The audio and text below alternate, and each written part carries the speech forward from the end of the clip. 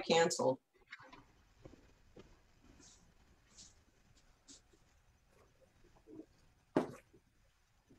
Okay.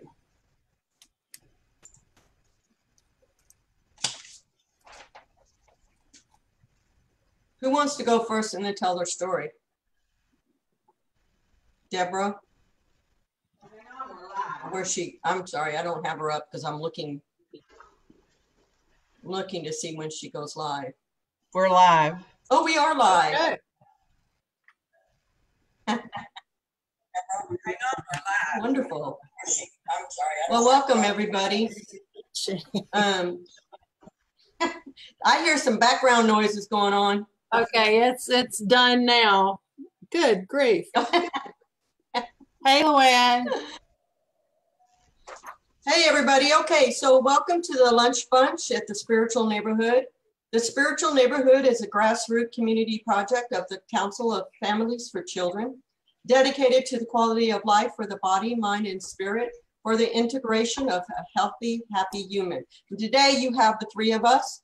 Today we want to honor those who have lost their lives, and that's what Memorial Day is all about. But we also want to, not just our military branches, which is major and big for us, but also those that we've lost during this time, this epidemic, that were on the front line, our doctors, our nurses, you know, our EMTs, our police officers, and so that have lost their lives fighting this war. So we really want to honor them today, but we really also wanted to talk about a couple of people in history, females, that they didn't lose their life in the war, but they were instrumental in helping to save lives in the war. So Deborah, did you want to share yours first? Well, let me just say this. I think we kind of screwed up a little bit. Yeah, I think so. And because we thought, well, wouldn't it be cool to talk about women in our protection of our country? And we started talking about all these different women and the rumors around them. And, you know, Lucille Ball was one of them. So, and then, you know, I got to thinking, you know, because I can't sleep at night, I got to thinking about, well, Memorial Day is really about the ones that lost their lives. And the people that we were talking about, even though they're women and we like to honor women, they didn't lose their lives in any effort to help their country.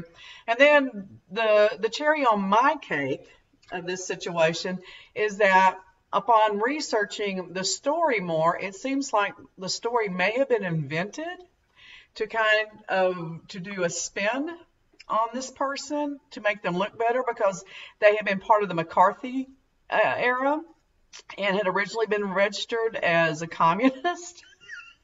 And so this was kind of like maybe the story couldn't be disproved and it couldn't be proved. And I got this off of Snopes because we all know Snopes is the best. Not really, but you know, Always. What do you do? Yeah. So, you know, so let me just say this. Memorial Day started after the Civil War, and Elizabeth did a ton of research on this last night or the night before or whenever, and she reminded us that it started after the Civil War, number one, to honor all the people that had died during that effort, whether they were rebel, whether they were, you know, nationalist or whatever you want to call them, the grays versus the blue. And it was Lincoln's way of trying to join the country back together, not saying, ha, ha, ha, we beat you, you dirty little rebs. It was like, okay, we've had a misunderstanding and it's been really awful. And how do we bring the country back together as one? And so that kind of led us to another discussion of like, gee, all the holidays seem to be about fun, family, and food.